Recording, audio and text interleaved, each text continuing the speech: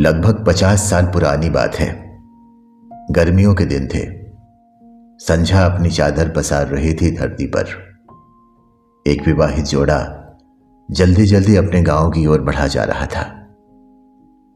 ए जी, थोड़ा सुस्ता लेते हैं। दिन भर अस्पताल की भागा दौड़ी से शरीर थक गया है। पत्नी ने पति से मनुहार की, बस 2 मील और फिर गांव आ जाएगा। पति ने हिम्मत बंधाई, शरीर रोगी नहीं होता तो आपसे नहीं कहती। पति ने अपनी नजर अपनी पत्नी के कमजोर और रोगी शरीर पर डाली। ठीक है, इसी बगीचे में रुक लेते हैं। थोड़ी देर बाद पति आम के पेड़ से टेक लगाए सुस्ता रहा था और पत्नी जमीन पर आंखों में आंसू लिए हुए लेटी हुई थी। रो रही हो? नहीं, नहीं तो फिर ये आंसू? कुछ नहीं, कुछ नहीं। बस सोच रही हूं कि आप भी कितने अभागे हैं। जीवन के जो दिन सुख में बीतने चाहिए,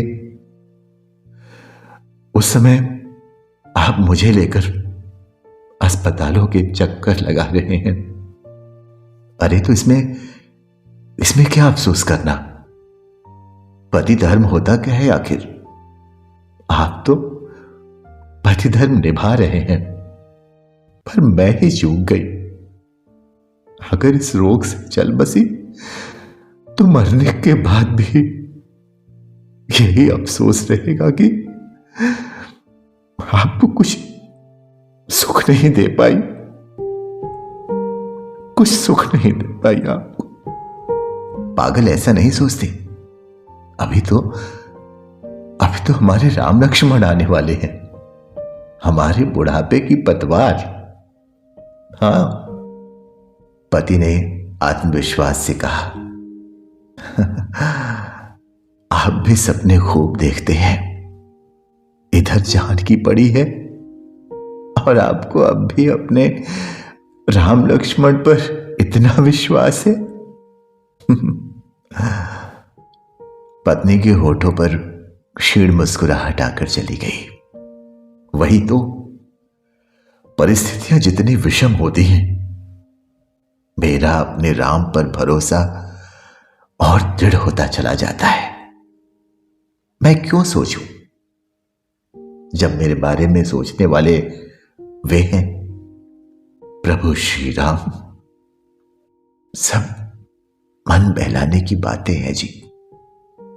नारी, ये तो जीवन के सहारे हैं। तुम भी सब कुछ उन्हीं पर छोड़ दो और मेरी तरह मगन रहो। और अगर कुछ बुरा हुआ तो? अच्छा बुरा कुछ नहीं होता, सब प्रभु की लीला है। जो देंगे प्रसाद की तरह स्वीकार है। लेकिन यह जीवन कैसे पार होगा, यह सोचा है कभी? जीवन? अरे मैं तो पूरा युग बिता दूं उनके नाम पर, और तुम इस जीवन की बात कर रही हो? अच्छा, अब चलिए, बहुत सुन ली आपकी बात। समय बीता।